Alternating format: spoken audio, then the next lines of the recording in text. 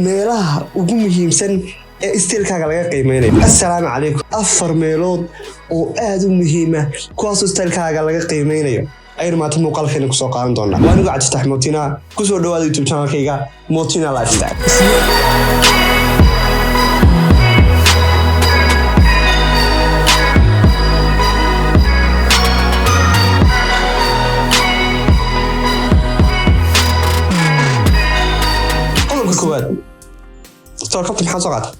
kabahaagu waa inay yihiin kuwo markasta baalashaysan.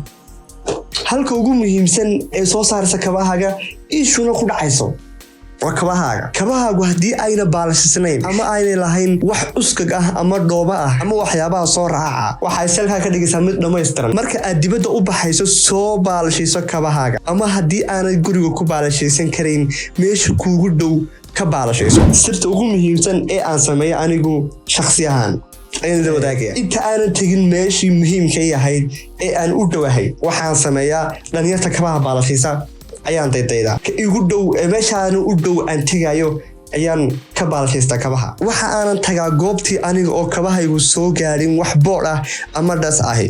waxay ka mid tahay meelaha ugu muhiimsan marka loo eego labiskaaga maalintaas kabahaagu inay yihiin kuwa baalashaysan.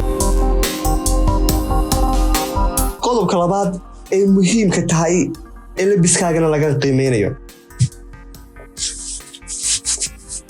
maradaadu waa in ayna yeelan wax jactag ah. surwaalka aad xidhanayso ama shaarka aad xidhanayso ama garanka aad xidhanayso mar kasta oo aad xidhanayso fadlan ka ilaali in ay jactag yeelato marka aad dibadda u baxayso. waa meelaha ugu muhiimsan ee isteelkaaga laga qiimeynayo una eekaysiinayo mid dhammaystiran. bal qiyaas adigoo dibadda u baxay maradaaduna jactag tahay waxay ku keenaysaa kalsooni darro. isku day in aad kaawadaysato ama feeraysato, waayo lahjadu kala duwan, ama kaawadaysato ama feeraysato kolba ka aad taqaano maradaada oo ayna yeelan wax jactag oo ayna yeelan wax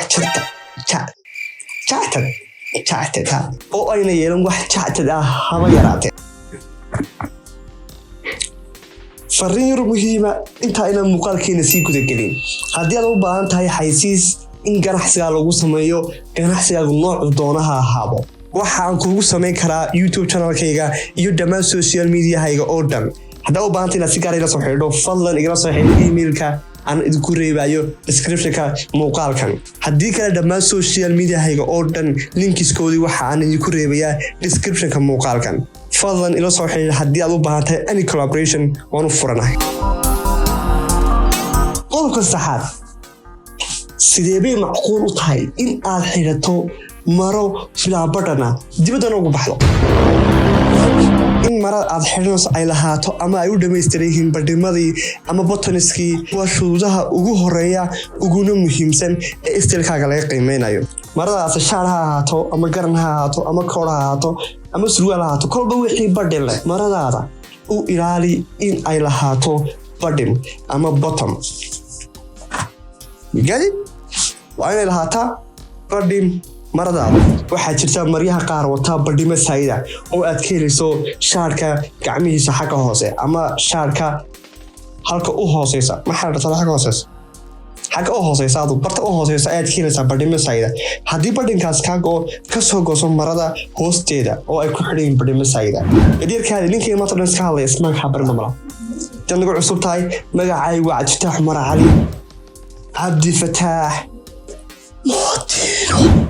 kusoo dhawaada YouTube channel-kayga Motina Lifestyle, channelka ugu horreeyay ee Soomaaliya ee 100% ka hadla muuqaalo ku saabsan lifestyle-ka noocyadiisa kala duwan. haddii aad tahay style-ka, fashion-ka, grooming-ka, dressing-ka, tips dhammaan wixii soo raaca oo dhan ee ku saabsan lifestyle.